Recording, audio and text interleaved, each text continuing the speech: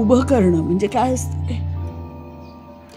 याच्या सगळ्या वस्तू आहेत ना, या नुसत्या वस्तू नाही आहेत.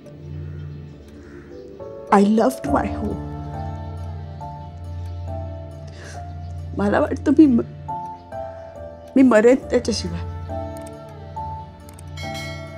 आणि मला काय हवं होतं? स्पष्ट संवाद, पारदर्शी विश्वास. दोन माणसांमध्ये असं काही शक्यच नाहीये का? मी तुला कळलंच नाही का? He is a fascinating person, पण तो कोणावर प्रेम बी नाही का करू शकत. तो तितका निर्भय नाही आहे. मला वाटतं कुणीतरी चेटूक केलंय माझ्यावर आणि मला त्यातून बाहेर पडायचंय. मला इथून पळून जायचंय, पण कुठे जाऊ?